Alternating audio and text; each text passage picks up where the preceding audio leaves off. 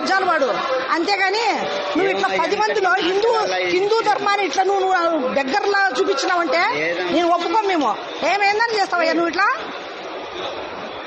ఎందుకు చేస్తావు అట్లా? ఇప్పటికిప్పుడు నువ్వు బయటికి వెళ్ళి తీసేస్తాండవా?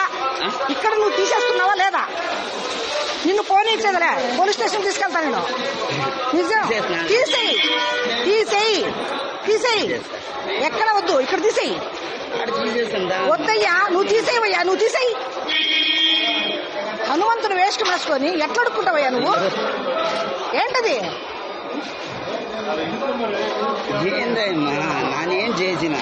ఏం అలాగని చేసినది? ఏముందో నేనేం చేసిన చెప్పమ్మా. నువ్వు ముస్లిం అయితేనే ఇలా చేస్తావు, హిందూ అయితే నువ్వు ఇంత చేయవు నువ్వు. అవును, లేదు ఇంకొక క్రిస్టియన్, లేదు క్రిస్టియన్ వల్ల అయిందలా. అంత రెండు కాకుండా నువ్వు మా హనుమంతుని ఇంత అవమానం చేయవు నువ్వు. అయ్యో జీవనదత్తంగా అట్ట ఇది ఆ మాటలు కాదు, తీసేది. తీసేయి వేషం, ఫస్ట్ వేషం తీసేయి. ఫస్ట్ నేను ఎత్తి మీద గుడ్డ అది తీసేయి. నిన్ను చూడాలి నేను ఒకసారి.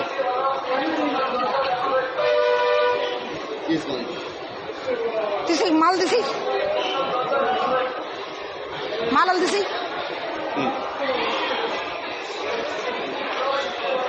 చెప్పు నాకు, ఇంకెప్పుడు ఈ వేషం వేయనని చెప్పు.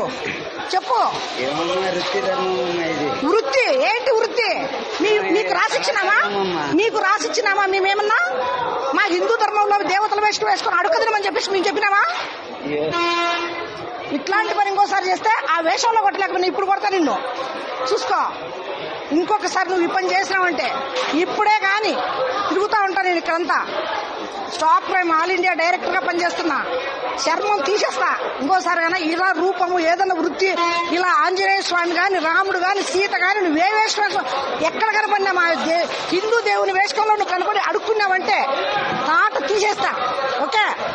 ఓకే, నువ్వు హిందూ అయితే ఆ పని చేయనే చేయవు.